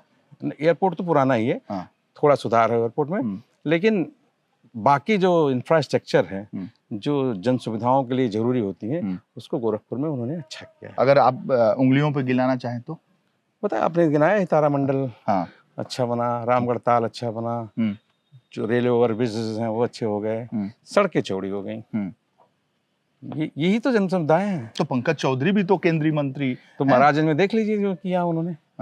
अगर अच्छा किया होता तो आज तक रेलवे लाइन से नहीं जुड़ा, खैर अब जुड़ रहा है, पिछले बजट में उनको पैसा मिल गया है, रेलवे लाइन से जुड़ा। ये अब तक 30 वर्षों में अगर अच्छा किए होते तो आज 28,000 की स्थिति में लाते हैं। यही तो मेरा बार बार कहना है कि अगर कोई भी जनप्रतिनिधि जो जीत के जाता है, उसके दायित्व बनता है कि आप पहले अपना सुधार लें। ठीक है, पूरे उत्तर प्रदेश के आप नेता हैं, उत्तर प्रदेश के सांसद आप यहाँ से हैं ना, योगी जी विधायक तो गोरखपुर से है ना, एमएलए तो गोरखपुर सीट है, तो अपनी सीट को तो मजबूत करना चाहिए कि उसको भी भूल जाना चाहिए। पंकज जी ने क्या किया देख लीजिए, नवोदय विद्यालय नहीं खुल पाया था, इस साल खुला है। 30 वर्षों से इस जनपद को नवोदय विद्यालय नहीं मिल पाया था, 30 वर्षों से इस जनपद को रेलवे लाइन नहीं जुड़ पाया था, जोड़ा है इन्होंने इस बार, हम उसको नकार नहीं सकते हैं। अब जाके हुआ है जो हमें 10 साल पहले मिलना चाहिए था, 15 साल पहले मिलना चाहिए। उसमें भी कहीं योगी जी का हाथ ना हो। मुख्यमंत्री हैं तो हो सकता है, उत्तर प्रदेश सरकार है तो जरूर है, उस सुविधाओं पर उसका जरूर हाथ होगा। तो केंद्रीय मंत्री के तौर पर, इतने बार के सांसद के तौर पर योगी जी 2017 में मुख्यमंत्री बनते हैं और आप कह रहे हैं कि उन्होंने पूरे गोरखपुर मंडल को बदल डाला, चौमुखी विकास कर दिया। आपने कहा गोरखपुर कि शहर को बदल डाला। शहर को बदल डाला, वरदान है। जी। और पंकज चौधरी 7 बार 6 बार के सांसद, केंद्रीय मंत्री लगातार, तो ऐसे में उन्होंने कुछ किया है कि नहीं? केंद्र से कुछ लाए हैं? अगर लाए होते तो आपको दिखाई पड़ता। मैं तो बार बार कर रहा हूँ, एक फोर लेन हमारी विधानसभा से जा रही है, अभी जा रही है। आपने आप आए होंगे गोरखपुर से तो देखते हुए आए होंगे। तो इसमें भी NHAI का जो सहयोग रहा, मुख्यमंत्री होने के नाते हमारे मुख्यमंत्री जी ने इस पे विशेष ध्यान दिया कि विदेश को जोड़ती हुई सड़क है। ये सोनौली बॉर्डर जो देश से अंतर्राष्ट्रीय बॉर्डर है और जहाँ पे नेपाल जाने की रास्ता है, तो इसको जोड़ने के लिए 4 लेन हो गई। तो ये इस जनपद का एक बड़ा विकास है। मतलब ये जो NHAI की जो सड़कें सरसर गोरखपुर से कनेक्ट होके दौड़ रही हैं नेपाल के बॉर्डर तक, इसमें भी आप योगी जी को ला? नहीं, हम लोगों ने मांग की है। हम लोग तो आपने मांग किया, हाँ, मुख्यमंत्री से मांग की, मतलब उसमें भी आप मान रहे हैं कि योगी आदित्यनाथ की वजह से ये सड़कें सर मुख्यमंत्री का उस पर ध्यान रहता है। मेरा कहने का तात्पर्य ये है कि हम लोग अपने सुविधाओं के लिए अगर योगी से मिलते हैं, एज ए CM मिलते हैं, तो हम उन सुविधाओं को चर्चा करते हैं। तो यहाँ पूर्वांचल या गोरखपुर के होने के नाते वो उसमें अनदेखी नहीं करते हैं और चाहते हैं कि इसका विकास हो। ये मैंने अपना फीलिंग मैंने देखा है। और हम लोग मांग करने के लिए जब भी जाते हैं, देखिए अभी क्षेत्र में आपको घुमाऊंगा, कुछ ऐसी योजनाएं हैं, परियोजनाएं हैं जो विधायक रह के नहीं कर सकता था। विधायक निधि कितनी होती है आप बताइए? वो तो सड़क और CC और उसमें चली जाती है, लेकिन कुछ बड़ी योजनाएं जो होती हैं बिना सरकार के आप नहीं कर सकते। ऐसी योजनाओं को अगर हमने कराया तो इसी कह के ही कराया ना, योगी आदित्यनाथ से। मैंने सामने बैठ के इस मंडल के मुख्यमंत्री होने के नाते इतना तो हमको मिल रहा है, इसी मंडल का मैं विधायक हूँ। तो जब भी मंडल की समीक्षा बैठक लेते हैं, जब भी वो वीडियो कॉन्फ्रेंसिंग करते हैं या वो कभी भी अपने विधायकों से, तो 28 विधायकों को बुलाते हैं। तो 28 विधायकों को बुलाते हैं, तो एक 27, एक मैं भी तो हूँ, 27 उनके हैं। अकेला मैं विपक्ष का विधायक हूँ। अकेला विपक्ष का विधायक होने के नाते मैं जब भी उनकी कॉन्फ्रेंसिंग में बैठा या जब भी समीक्षा बैठक में बैठता हूँ, तो अपनी बातें रखता हूँ। और जब अपनी बातें रखता हूँ तो जनता की सुविधा के लिए तो मांग करूंगा। मैंने अपने जीवन में अपने लिए थोड़ा मान लेते हैं, मानते हैं। उन्होंने तुरंत आदेश कर देते हैं कभी कभी बातों का। बाढ़ की कुछ समस्या थी इस क्षेत्र में, बहुत बाढ़ से प्रभावित क्षेत्र मेरा एक ब्लॉक धानी जो हरदम बाढ़ से जूझता रहता था। आज कभी भी आप आते तो वहाँ बाढ़ आती और बंदे टूटने की खबरें आती। रात को आता, ये बंदा टूट रहा है, ये बंदे से सिपेज हो रहा है। तो हमने उसका एक प्रोजेक्ट बढ़िया उच्चीकरण और बढ़िया उसको उच्चीकरण करके उस पर लेवलिंग करा के सड़क बनाने को बनाया, जो ज्यादा बजट का था। तो बजट बना के अधिकारियों ने भेज दिया। स्वीकृति तो होनी है ना, तो वहाँ तो जरूरत पड़ती है ना सरकार की। तो वीडियो कॉन्फ्रेंस में बैठा था, मैंने DM SP सारे लोग बैठे हुए थे, सभी विधायक जुड़े हुए थे। मैंने कहा कि भाई आपका नाता है, आप मुख्यमंत्री हैं, जनता को आप जानते हैं, पूरे क्षेत्र को आप जानते हैं, तो ये क्षेत्र पानी से डूब जाता है महाराज जी, हमारे क्षेत्र पे भी ध्यान दीजिए। तुरंत उन्होंने फोन किया, बैठे बैठे उन्होंने चीफ सेक्रेटरी से कहा कि ये प्रोजेक्ट इनका कर दो। अच्छा, उसी वीडियो कॉन्फ्रेंसिंग में कहा। तो जो कहा है वो तो मुझे बताना पड़ेगा ना आपको। अच्छा, कोई विपक्ष के विधायक होने के नाते आपको कहीं कोई दिक्कत नहीं महसूस होती? नहीं, मैं अपनी बात रखता हूं, विकास की योजनाओं में परेशानी की तो होती, तभी तो मैं रखता हूँ अपनी बातें। तो जब उन तक बात आप करते हैं, अगर वहां तक पहुंच जाती है, अगर वो कहीं वीडियो कॉन्फ्रेंसिंग में जुड़ गया मैं, या कहीं विधानसभा में मिल गया मैं, या कहीं ऑफिस, अगर उन तक पहुंचती है तो वो चाहते हैं कि यहाँ का काम हो जाए। मेरा भी मुझे लगता है कि इस क्षेत्र के नाते मुझे इसका लाभ मिल जा रहा है। अच्छा, अभी आपने विधानसभा की बात की, अभी विधानसभा में मैं था गैलरी में और मुख्यमंत्री जी निकल रहे थे और आप वहां गुजर रहे थे, तो आपने नमस्ते ऐसे किया, प्रणाम महाराज जी। उसके बाद करता ही मैं थोड़ा दूरी पे था, तो मैं कुछ समझ नहीं पाया। आपने मुख्यमंत्री से कुछ बात की, मुख्यमंत्री ने कुछ इशारा किया संजय प्रसाद की तरफ, तो समझ में नहीं आया क्या हुआ था। वो मैं अपने क्षेत्र की सड़कों के लिए जो त्वरित विकास योजना है, आप देख ही रहे हैं। गैलरी में आप टकराए? गैलरी में टकराए तो मैं प्रणाम किया, सामने से गुजर रहे थे, मैं भी प्रणाम किया। तो मैंने कहा प्रणाम मंत्री जी से। तो जो एक संस्कार है, हम लोग उस संस्कार में क्या बोलते हैं आप? महाराज जी की? महाराज जी बोलते हैं, महाराज जी प्रणाम, हमेशा महाराज जी बोलते हैं, शुरू से बोलते थे, आज भी बोलते हैं। हम लोग आज मुख्यमंत्री हैं, मेरे भी मुख्यमंत्री सबके हैं, लेकिन आज भी वो सम्मान महाराज जी को करके करते हैं। तो महाराज जी प्रणाम। तो हाँ बताओ क्या हाल है, पूछना है, पूछते ही हैं। अभिभावक है भाई, पूरे उत्तर प्रदेश के जितने विधायक हैं, अपनी बात कहाँ रखेंगे, पक्ष क्यों या विपक्ष क्यों रखेंगे, तो वही ना रखना तो हमारी करेगी, क्योंकि जनता के लिए हमें काम करना है, जनता की सुविधाओं को आगे करना है। सब बोलना मुझे है, या विधानसभा में बोलते हैं अपनी बात रखते हैं, या मुख्यमंत्री जी मिल जाते हैं तो उनके सामने रखते हैं। तो फिर क्या हुआ? तो उन्होंने कहा क्या बात है, बताओ बताओ। तो हमने कहा सर मुख्यमंत्री जी सबको ज़्यादा पैसा मिला है, सबको 1-1 करोड़ मिला, विपक्ष को 5-5 करोड़ आपने अपने विधायकों को दिया, हम लोगों को 1-1 करोड़ दिया है। क्यों हम लोगों के साथ ऐसा हो रहा है? हमने भी उसी गोरखपुर जनपद और महाराजगंज के रहने वाले हैं, इतना तो ध्यान दीजिए। तो उन्होंने कहा आपने इनका जरा ध्यान देना, इनको करा देना सर। तो ये उनकी कर दिया, ये तुरंत कह दिया तो हो ही जाना है। अच्छा, यही बात आप कर रहे थे, मैं आपसे पूछने वाला था जी जी कि आप जो उनको प्रणाम कर रहे हैं और उन्होंने फिर आपने कुछ कहा, फिर उन्होंने इशारा किया संजय प्रसाद की तरफ से, तो संजय यही बात थी 5 करोड़ का मामला डन करा दिया। 5 करोड़ नहीं, वो क्षेत्र के विकास का मामला डन करा दिया। मैंने उन सड़कों को उन्होंने कहा कि आप इनको जोड़ ले और इनको भी दे दिया। हाँ, वो ऑन प्रोसेस है। मैंने वो ये तो भाजपा वाले विधायक रोते रहते हैं, सुनवाई नहीं कर रहे हैं, मुख्यमंत्री सुन नहीं रहे। मैं तो देखिए, मैं उसके बारे में नहीं जान पाता क्योंकि मैं तो मिलने जाता तो हूँ नहीं। मैं जब मिलता भी हूँ मुख्यमंत्री से, संजोग से मुलाकात हो गई, वीसी में मुलाकात हो गई, या कहीं विधानसभा मुलाकात हो गई, या लोक भवन में कभी मिल गए, यही तो हम लोगों का। उनको तो हमेशा मिलने का मौका मिलता है, उनको तो जाते ही होंगे, वो लोग अपना काम कराते ही होंगे। अब मेरा काम होता है तो मुझे लगता है कि उनका भी काम करते होंगे। ये बताइए जी, कहीं पंकज चौधरी को बैलेंस करने के लिए आप पे तो हाथ नहीं रख देते? अरे नहीं, मैं कांग्रेस का नेता हूँ, ऐसा मत कहिए। हम इसलिए हमारे साथ, मुझे मुख्यमंत्री जी का कभी कभी महाराज जी का मिल जाता है आशीर्वाद। हाँ। मैं इस काम करने में या जनता की सेवा में, उनको भी लगता है कि हमारी तो जनता है, क्षेत्र की जनता। मतलब उनको क्या, महाराजगंज ये जिला जो हमारा तो गोरखपुर में ही था ना। ये पहले बंटवारा 1989 में हुआ, तब भी तो महाराज जी हम लोग महाराज थे, आज भी महाराज हैं।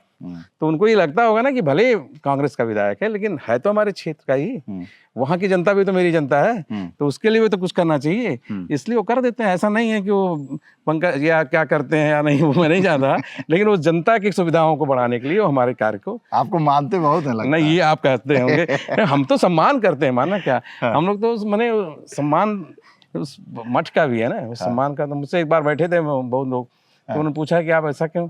हमने कहा भाई हमारा देखिए, बीइंग ए गोरखपुर मंडल का एक मेंबर होने के नाते, एक वहाँ का एक जनता होने के नाते हमारा उससे प्रति सम्मान है। वो सम्मान मैं हमेशा व्यक्त करता हूँ। अब मानना क्या मानते हैं या नहीं मानते हो तो उनकी मर्जी, जाने वो जानते होंगे।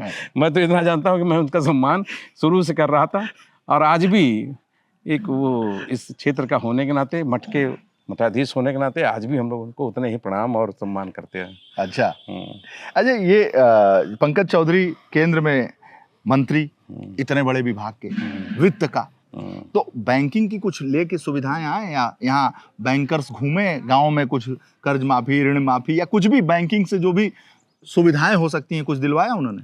बैंकिंग नहीं, उनके पास सारे कई विभाग हैं। आप अकेले MOS हैं, अकेले राज्य मंत्री हैं। हाँ। इससे पहले वाले दौर में 2 राज्य मंत्री हुआ करते थे। हाँ। और सीतारमन जी उनकी मंत्री थी। बड़ा बजट बनता है पूरा, बड़ा ढिढोरा पे जाता है, इतना देश का इतना बड़ा बजट, ये भी तो शामिल रहते हैं उसमें। सौभाग्य है कि हमारे क्षेत्र का सांसद जो है, ये भी अच्छा मैं मानता हूँ कि उस बजट में बैठे बनाता है। एक बड़ी सी कढ़ाई आती है, उसमें आपने देखा होगा क्या बनता है, हलवा। हलवा। और हलवा को मंत्री यानी MOS भी, निर्मला सीतारमन जी, पंकज चौधरी जी, ये लोग उस हलवा को बांटते हैं ऐसे से। ये आपने व्यूज देखा, मैंने भी व्यूज देखा, ये परंपरा चली आ रही। तो मैं यही तो सवाल पूछता हूँ पंकज चौधरी से कि हलवा तो आप पूरे देश को खिला रहे हो, महाराज इनको कितना हलवा खिला रहे हो, ये भी तो बताओ। जनता के बीच में भी मैं कहता हूँ भाई, आपको मौका मिला है, पूरी कढ़ाई का हलवा आपके सामने रखा है, उसमें से 2 चम्मच हमने वीरेश जी को, भाई को दिया, इनको हमने 1 ही चम्मच दिया। ये तो मेरी मर्जी पे है ना। तो जब आप उस मर्जी पे बैठे हो तो महाराज इनको क्या मिला? सवाल तो मेरा बार बार यही होता है, महाराज इनको हलवे में क्या मिला? कुछ नहीं मिलता है, ना बैंकिंग सेक्टर में, ना और किसी सेक्टर में कुछ मिला नहीं है। जैसे बैंकिंग पहले चल रही थी वैसे आज भी है। जैसे यहाँ के और भी उपभोक्ताओं की GST की दिक्कतें थी, वो GST की दिक्कतें मंत्री होने के बाद भी लोगों को झेलनी पड़ रही है। तो उस हलवे से कुछ मिला नहीं महाराज को। पंकज चौधरी ने हलवा जो है या तो उधर ही खिला दिया है, या तो कहाँ खा गए हैं पता नहीं मुझे इसका, लेकिन महाराज उनको कुछ नहीं मिला है। सही, एकदम सही है। मैं तो DM साहब सामने उस दिन कहा मीटिंग में कि सर ये हलवा आपके तरफ कुछ आया क्या? हलवा जो था, अभी जल्दी वित्त मंत्रालय ने अपना बजट पास किया, तो बांटते हुए मैंने फोटो में देखा, अखबारों में बड़ी बड़ी तस्वीरें छपी, तो मैं बैठा हुआ था जिले पे, तो सभी अधिकारी बैठे थे। हमने कहा उस हलवे से यार लगता है सीडीओ साहब या डीएम साहब कुछ आया अंश की वैसे ही रह गया सारा हलवा। तो लगता है कि हलवा वहीं रह जाता है। एक आप चुनाव के समय नारा दिए थे, बाहरी और भीतरी दिए थे, कुछ दिए थे ना? जी जी याद आ रहा है मुझे। बहुत क्या मामला था? मैंने जब मुझे टिकट मिला, हमारे नेताओं तो आशीर्वाद मिला और गठबंधन का उम्मीदवार बनकर मैं पहली बार आया, तो अब पत्रकार साथी जैसे आप हमारे यहाँ सीनियर पत्रकार साथी आए, रास्ते में जैसे मैं उतर रहा था, जा रहा था काफिले लेके, मिल गए कि भाई आप चुनाव लड़ने आए हैं लोकसभा का, क्या लेके मुद्दा रखेंगे? तो हमने कहा मुद्दाओं के लिए तो बहुत समय है और तमाम मुद्दे हैं जो आपको मैं गिनाऊंगा। सबसे पहला मुद्दा ये है कि एक परिवार में, एक घर में जब घर का बेटा तैयार हो जाता है तो नेवासा खत्म कर दिया जाता है।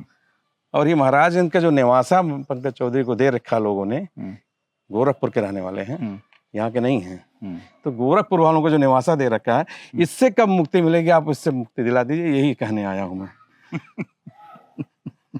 पूरा आप ही बता दें ना, किसी परिवार में जब घर का बेटा तैयार होता है तो बाहर का जो निवासी वाला होता है उसको वापस कर दिया जाता है कि नहीं कर दिया? अरे उन्होंने घर और बनवा लिया सीधे। अरे घर बनवाने से थोड़ी कुछ होता है, सीधे एयरपोर्ट से यहीं आते हैं। अच्छा बताइए, घर बनाने से आपका घर हो जाता है? रहने वाले तो गोरखपुर के हैं, आज भी उनका गोरखपुर में परिवार है, सब कुछ वहीं रहता है। यहाँ तो एक छोटा सा अपना उन्होंने अपना घर ऑफिस बनवा लिया है, व्हाइट हाउस के नाम से मशहूर है, वही तो है।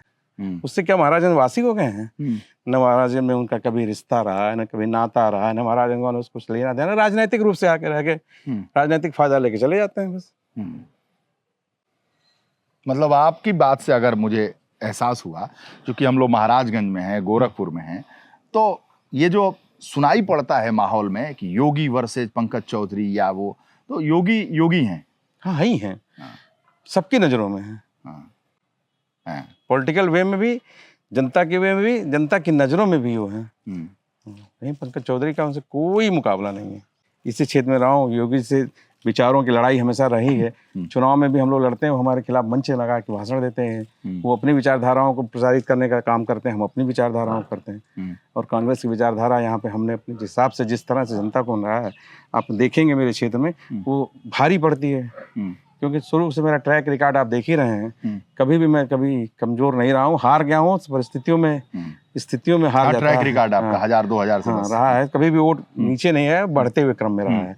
तो ये जनता का वो जो आइडियोलॉजी हम लोगों की है, जो कांग्रेस के प्रति लोगों के विचार हैं, ये हमने इस क्षेत्र में बना रखा है।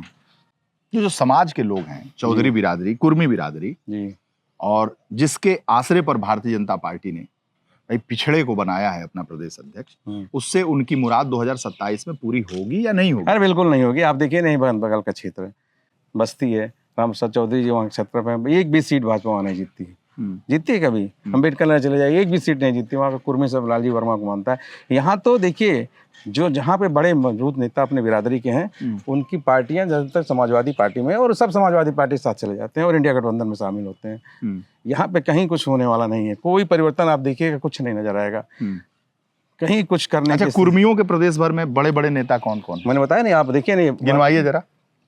आप यहाँ से थोड़ा सा हटेंगे, आप पूरा हटिए, देवरिया एक जमाने में आरपीएन सिंह हुआ करते थे, आरपीएन सिंह। हाँ, उसके बाद आप पीछे जाइए, इधर बस्ती में आएंगे तो रामप्रसाद चौधरी जी हुआ करते हैं छत्रप थे। उन्होंने भी अपने जिले में अपनी मजबूत बना रखी है, और जिस पार्टी में है उस पार्टी के साथ मजबूती से अपनी सीटों जिता लेते हैं। अम्बेडकर नगर जाइए, लालजी वर्मा हो जाते हैं। आप श्रावस्ती चले जाइए तो उधर श्रावस्ती, कैसरगंज, बाराबंकी, बेनी प्रसाद वर्मा का प्रभाव हुआ करता था, उनका एक अच्छा दबदबा रहता था।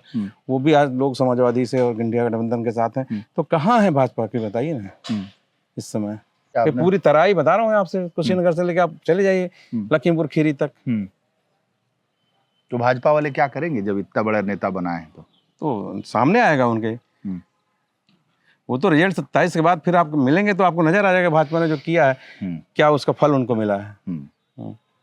अच्छा, यही फतेह बहादुर जी भी हैं इसी जिले में, उन पे क्या विचार रखते हैं? हाँ, वो हमारे बगल के हैं, हमें वीर बहादुर सिंह जी के पुत्र हैं। हमारी पार्टी के उस जमाने के नेता थे, जब हम लोग पैदा हुए तो उनके बारे में सोचते थे, सुनते थे वीर बहादुर जी को। वीर बहादुर सिंह जी ने इस क्षेत्र को एक पहचान दिलाई है, एक नाम दिलाया पूर्वांचल को, तो वो वीर बहादुर सिंह जी हैं, उनके सुपुत्र हैं। और हम लोग के अच्छे संबंध पहले से रहे, आज भी संबंध ठीक है। दल अलग है, उनकी विचारधारा बदल गई, वहाँ चले गए, आज भी हम लोगों के संबंध, एक बगल की विधानसभा के विधायक हैं, आना जाना सामाजिक समारोहों में, शादियों में, तो वो हम लोगों का आना जाना चला रहता है। लेकिन वीर बहादुर सिंह ने जो किया है, वो कभी ये क्षेत्र, कभी ये इलाका, कभी ये पूर्वांचल, यहाँ के लोग कभी भूल नहीं सकते हैं।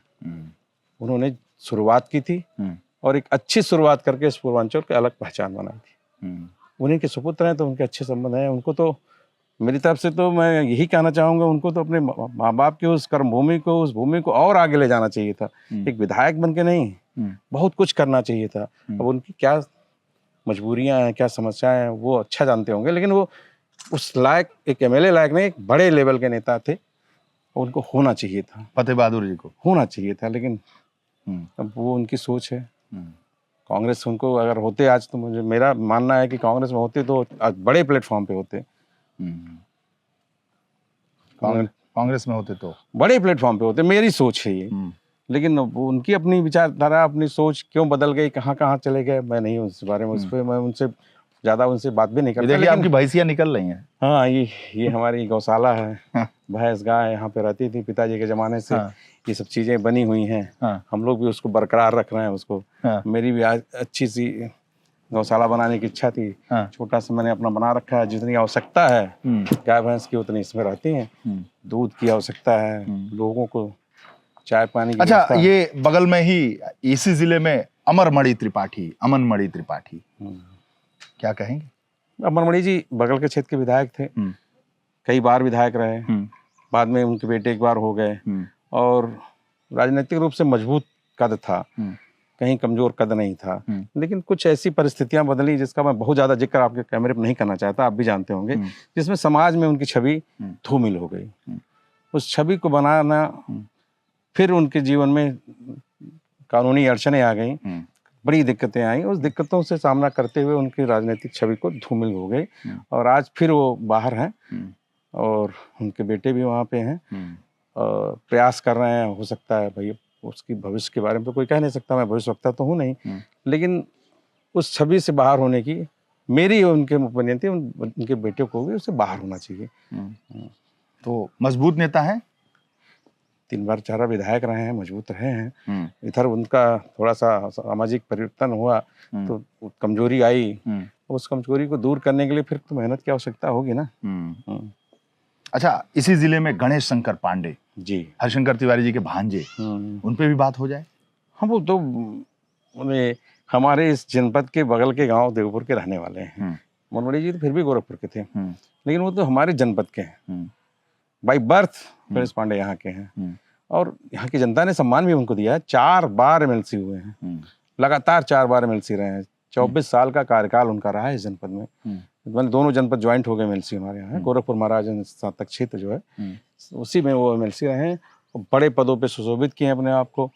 मायावती की सरकार में उनको, गणेश शंकर जी को सभापति का दर्जा मिला। तो एक उन्होंने राजनीति की वो सारी ऊंचाइयां यहाँ से प्राप्त की हैं। अब संघर्ष का दौर है। संघर्ष कर रहे हैं। समाजवादी पार्टी में कई बार चुनाव लड़े एमएलए का, नहीं सफल हो पाए हैं। अब लेकिन फिर भी एक होता ना, एक उम्र होती है। एक उम्र में उन्होंने अपना पूरा 24 साल का जीवन बिताया यहाँ पे और मजबूत राजनीतिक जीवन रहा है। अच्छा, बात मठ की हो गई। गोरखपुर में अगर बात हो, महाराजगंज में बात हो, तो हरिशंकर तिवारी की बात ना हो तो कैसे होगा? कैसे देखते हैं? देखिए, हरिशंकर तिवारी जी भी, उन्होंने अपने आप को पुराने जीवन, बहुत उनके बारे में तो मैं नहीं सुनता ही हूँ। नज़दीक से मैं जब आने का अनुभव मुझे मिला, मौका मिला मुझे, जब मैं बहुजन समाज पार्टी की राजनीति में था, तो वो परिवार भी बहुजन समाज पार्टी में था। गणेश शंकर पांडे, कुशल तिवारी सब थे। तो एक मजबूत जनाधार के नेता थे और वो तो कांग्रेस के थे, हमारी ही पार्टी के। शुरुआत उन्होंने अपने जीवन की कांग्रेस से की। गणेश शंकर पांडे भी कांग्रेस से शुरू किए। हरिशंकर तिवारी जी ने कांग्रेस से एमएलए बने, कांग्रेस से कई बार हो रहे, मंत्री रहे और बड़ा लंबा सफर उनका कांग्रेस का रहा है। एक मजबूत राजनीतिक घराना रहा है और उस घराने में समझिए कि जो भी लोग आए, चाहे गणेश शंकर पांडे जी ने उसको आगे बढ़ाया, कुशल जी भी राजनीति में आए, अब विनय तिवारी भी राजनीति में है। तो इसमें कोई नो डाउट एक बड़ा परिवार, बड़ा राजनीतिक घराना रहा है इस क्षेत्र का। और बिना उस घराने की राजनीति होती नहीं थी गोरखपुर की, जो हम लोग पढ़ते थे। अच्छा, एक ऐसा नाम था कि बिना उस परिवार के राजनीतिक, हम लोग छात्रों में राजनीति जो होती थी वहां भी उनका अपना दबदबा रहता था। छात्र यूनिवर्सिटी में भी अपना हम लोग पढ़ते थे जब, तो वहां भी उस परिवार का लोग उतना ही दबदबा रहता था वहाँ पे। हम्म। तो एक बड़ा मजबूत खानदान था, बड़ा मजबूत राजनीतिक परिवार रहा है। अच्छा, अब आज जब आप पढ़ते थे तो हरिशंकर तिवारी जी का बोलबाला था। बोलबाला था। हम चूंकि पढ़ते थे तो यहाँ पे यूनिवर्सिटीज़ में, हम्म। यहाँ लखनऊ तक लेके एमएलए वो हो चुके थे उस समय, बहुत पहले। यहाँ महाराजगंज से भी उनका नाता है। महाराजगंज में उनका चूंकि वो रिश्तेदारियां हैं तमाम, उन्होंने अपनी ज़मीनें बनाई वहाँ सोनौली में, उन्होंने अपनी छावनी बना रखी है, खेती भी है उनकी।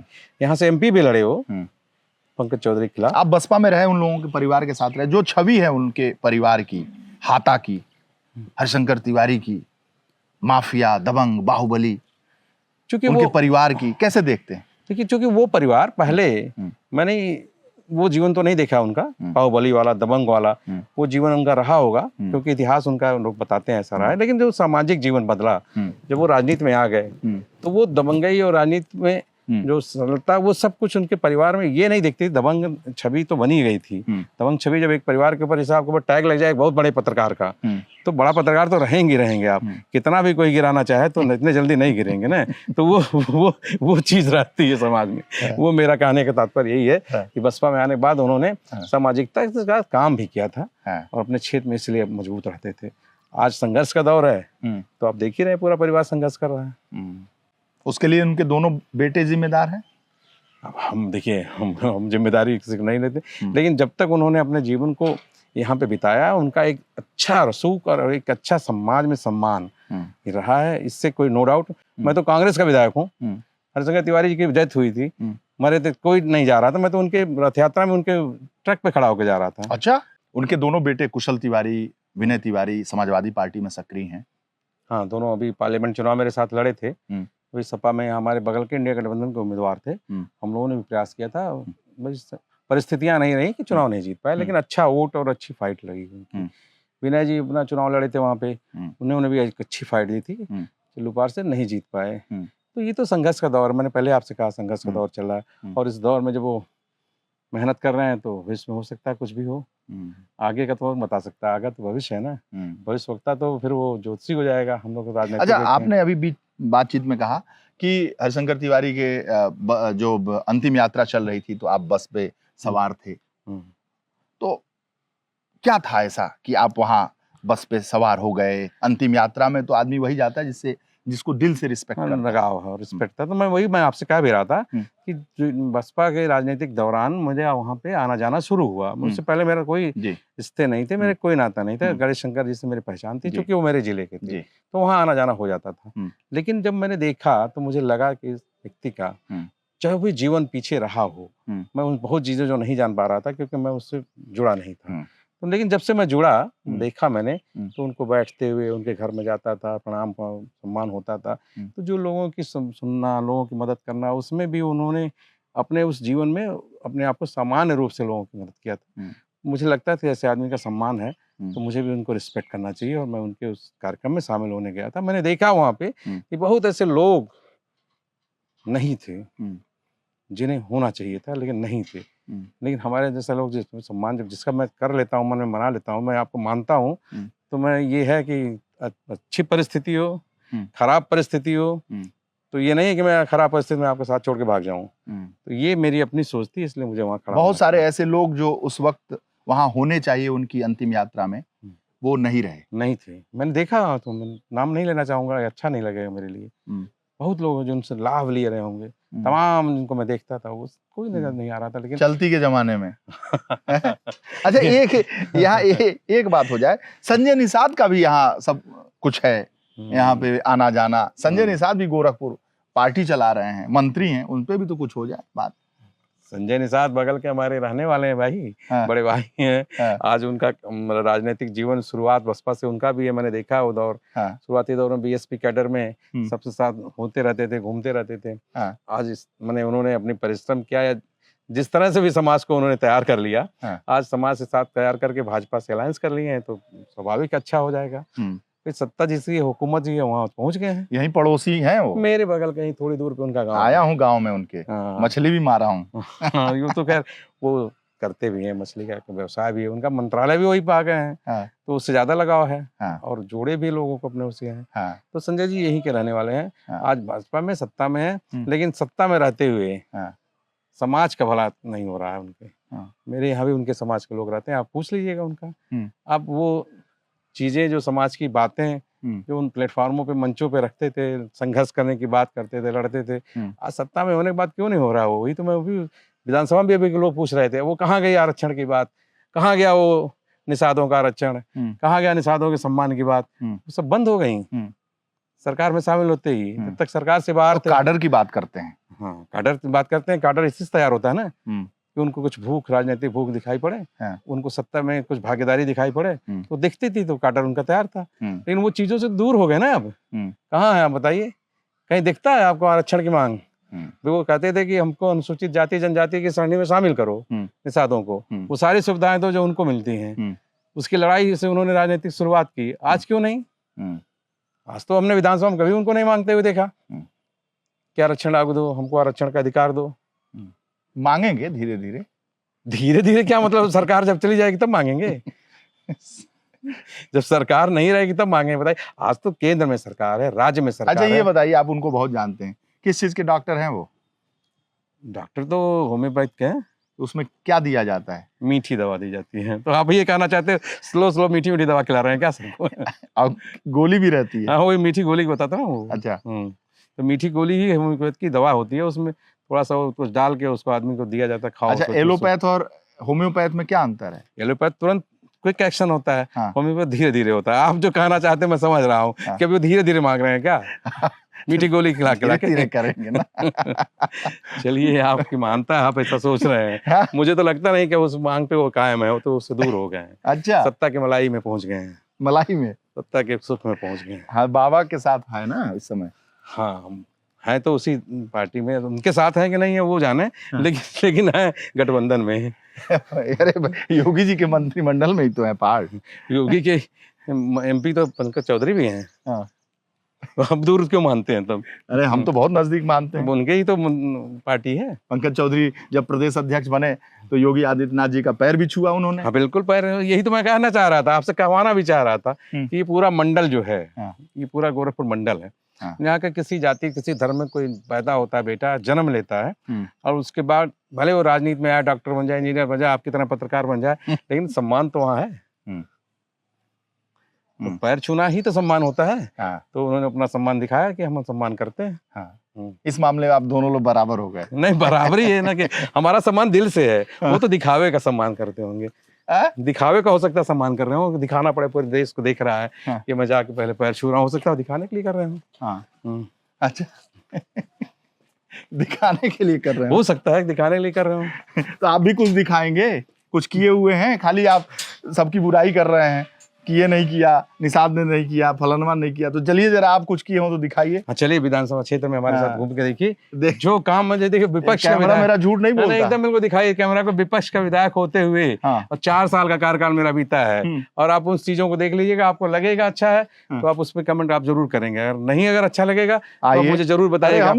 हम तो आपका पूरा दिखा देंगे। महाराजगंज वाले कमेंट करेंगे, फरिंदा वाले बताएंगे कि आप लायक हैं कि नहीं लायक हैं। 2027 में आपको फिर चुने कि ना चुने सब। हाँ, क्यों? निश्चित है, जनता तो उस चीजों को देखती है ना। खाली मुस्कुराने से नहीं होगा। चलेंगे अभी, चलिए एकदम बिल्कुल चलिए। मैं तो चल ही रहा हूँ। चलिए, रेडी? चलिए। तो चला जाए? जी चलिए, चलिए बैठ के आइए, आपको अब दिखाते हैं अपने क्षेत्र में जो कुछ हुआ है हमारे। जी आइए, आइए, चलिए। आप कह रहे थे ना, उतरिए, आपको दिखाता हूँ। कहाँ ले आए आप कह रहे थे ना, चलिए आइए काम दिखाइए, आपको दिखाता हूँ। देखिए, मैं विपक्ष का विधायक हूँ और ये काम शुरुआत करने आ रहा हूँ शिलान्यास का। आज ये पहले से मेरा कार्यक्रम लगा हुआ था। देखिए कितनी मजबूती से विपक्ष में रहते हुए भी इन कामों को मैं अपने क्षेत्र में करा रहा हूँ। अच्छा, कौन सा काम है? ये यहाँ पे सड़क है, इस गाँव के आजादी के बाद इतना दिन हो गया। गाँव के लोग आप देखिएगा, इतना खराब रास्ते से गुजरते थे जहाँ पे 1 फुट पानी लगता था। नमस्कार। नमस्ते। नमस्ते। वाह, नमस्कार। तो चलिए चलते हैं। चलिए चलिए, आप चलिए। नमस्ते। नमस्कार। अरे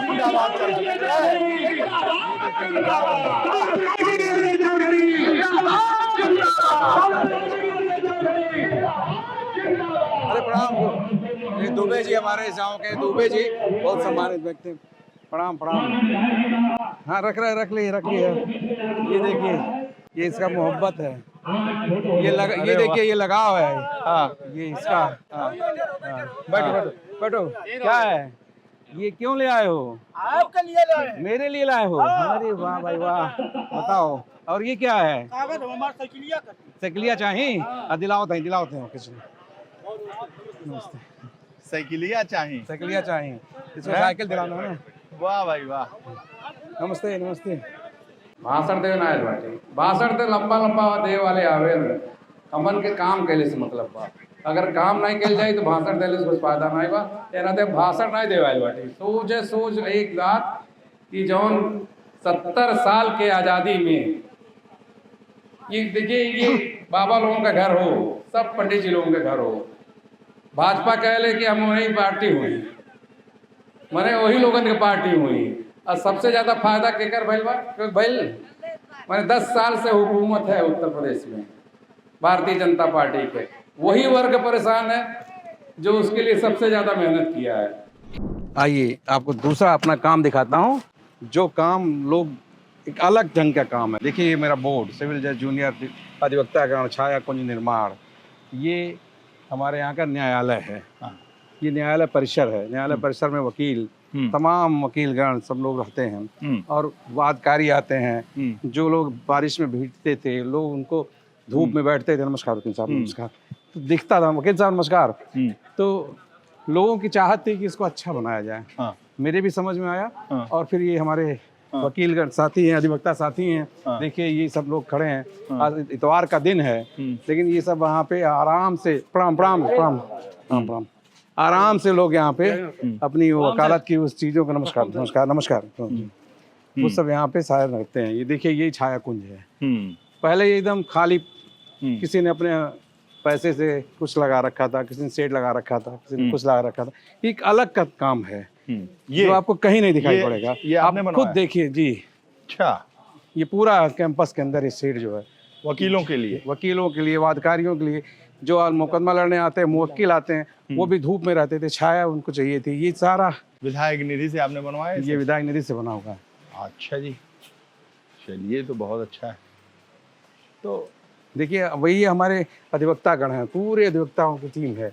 आप इनसे बात कर लीजिए। देखिए ये पढ़े लिखे लोग हैं, समाज के वो लोग हैं जो अपनी मेहनत से पढ़ लिख के यहाँ तक पहुँचे हैं। और यहाँ के पहुँचने के बाद जब आते हैं अपने प्रोफेशन में, तो धूप बरसात उसमें परेशान रहते थे, और आज न धूप का डर न बारिश का डर, आराम से आते हैं, अपने कार्यालय में बैठते हैं और लोगों की समस्याओं को सुनते हैं और उनका निराकरण करते हैं। हाँ भाई, हाँ और क्या? हाँ और क्या। देखिए ये हमारी पूरब की भाषा है, पूरब की भाषा ये भी बहुत अच्छी और लगा, यहाँ पे लगाया गया, सब लगा दिया ना। अरे देखिए सर उधर इसीलिए तो विधायक बनाए हैं कि काम कर रहे हैं कुछ आप लोगों के। अदर कचहरी में सिविल कोर्ट में, कचहरी के लिए आपने किया है तो आप ही बताया जाएगा। अन्य सिविल कोर्ट में ऐसा नहीं देखेंगे, सिर्फ यही भर जितना इन्होंने काम किया है, सोच से भी ज्यादा काम हुआ है। महाराजगंज जिले पर भी नहीं। अध्यक्ष जी हमारे उपाध्याय जी हैं। वकील साहब लोग किसी की तारीफ करें, यही बड़ी बात है। चलिए मैं तो धन्य मानता हूँ, मैं तो इनका प्रणाम करता हूँ ना इन लोगों का, कि कम से कम समाज का वो वर्ग है जो 100 लोगों को रोज बात करता है। बहुत कानूनची है। आरओ प्लांट है, सब है। अरे वाह, पानी पीने की व्यवस्था सब कराया वकील साहब लोगों के लिए। बहुत बढ़िया। चलिए आइए आपको दूसरा काम दिखाता हूँ जो इस क्षेत्र का सबसे जरूरी है। ये मैं बता रहा था आपसे, ये क्षेत्र का वो काम है जो इस क्षेत्र के लिए वरदान है। ये इलाका धानी का है। ये बंदैया बांध है, इधर देखिए ये बांध है, ये ताल है, ये पानी यहाँ पे भर जाता है। ये क्या है जो चल रहा है? अरे ये बाबा का बुलडोजर के नाम से जाना जाता है, लेकिन काम तो उसी से हो रहा है ना। बुलडोजर ही काम कर रहा है यहाँ पे। ये बाबा का बुलडोजर है। हाँ वो काम कर रहा है बाबा बुलडोजर यहाँ पे। और ये देखिए ये प्रोटेक्शन वाल है जो यहाँ से लेके वहाँ तक आपको दिखाई पड़ रही है। ये हमने स्वीकृत करा के शासन से इसको मजबूत कहा है। ये क्या है सब? ये बोल्डर हैं इसकी पिचिंग होनी है, इधर से भी इधर से भी, जिससे ये कभी भी पानी के दबाव में टूटने न पावे। ये ऐसा बना के इसको मजबूत किया जा रहा है, इधर भी है उधर भी है। ये बांध जो है टूट जाता था। ये हर साल, ये जनता यहाँ खड़ी है, हाँ। हर साल जब मैं विधायक नहीं था, जब पहला चुनाव बसपा से लड़ रहा था, हाँ। तो मेरा पहला ही वादा था हाँ। कि जिस दिन मैं विधायक बनूंगा, इस बंदैया बांध को, इसको बंदैया बांध कहते हैं, हाँ। इसको इतना बढ़िया बनवा दूंगा हाँ। कि फिर ये कभी भी टूटेगा नहीं और किसी को परेशान नहीं होना पड़ेगा। हाँ। ये पूरी फसल डूब जाती थी इधर की। अच्छा। फसल छोड़ दीजिए, हाँ। यहाँ के रहने वाले लोग हम्म। ये रात में डर के नाते सोते नहीं थे हाँ। कि जब भी कहीं बांध टूटा हाँ। तो उनके घरों में पानी भर जाता था ये। हाँ। अच्छा, योगी जी को भी ये इलाका पता होगा साहब? हाँ, ये उनका लोकसभा क्षेत्र बगल में है। हाँ। यहीं से थोड़ी दूरी पे 3 किलोमीटर दूर बढ़ेंगे तो कहरौली, अहरौली, कई ऐसे गांव हैं हाँ। जो उनके लोकसभा क्षेत्र में आते थे, अच्छा। तो प्रचार में आए हैं। तो आपने मांगा था क्या ये कि ये बांध हमारा बनवा दीजिए? ये हमने उनसे कहा था जब अपनी वीसी हो रही थी हाँ। कि हमारे बांध का प्रोजेक्ट हमने बनवाया। प्रोजेक्ट बनवाने के बाद जब शासन में स्वीकृत हो गया तो मैंने कहा था पैसा दीजिए जिससे कि हमारे क्षेत्र की जनता को बाढ़ से मुक्ति मिल जाए। हाँ। और ये आप देख रहे हैं, आज सामने दिख रहा है। हाँ, दिख भी रहा है। इधर ये जनता देख रहे हैं यहाँ की, हाँ। दिख रही है आपको सामने। बड़ा गहरा टाइप का, रामगढ़ ताल टाइप का लग रहा है हाँ, मामला। ये रामगढ़ से भी बढ़िया ताल है। हाँ। देखिए उधर रामगढ़ में तो नेचुरल फॉरेस्ट नहीं है, हाँ। यहाँ पे तो नेचुरल फॉरेस्ट भी है। हाँ। ये पूरा जंगल है, और अच्छा। जंगल से सटे ताल है। पूरा उधर जंगल है? पूरा देखिए ना, ये जंगल आप दिखाई पड़ रहा होगा। अच्छा, मैं जंगल देख रहा था, लेकिन जब रास्ते से आ रहा था बड़ा कटा हुआ पेड़ दिख रहा था। हाँ, ये पूर्व के लोगों का करामात है। हाँ। पूर्व के विधायकों ने, पूर्व के लोगों ने, पूर्व के ठेकेदार ने हाँ। इसको दिन दहाड़े इस जंगल को खाली करवा दिया। हाँ। यहाँ गाड़ियाँ खड़ी हो जाती थी, हाँ। काटने वाले मिल जाते थे, हाँ। तो रात दिन लकड़ी कटता था, चला पूर्व जाता के था। कौन विधायक? पूर्व के विधायक ठेकेदार, हाँ।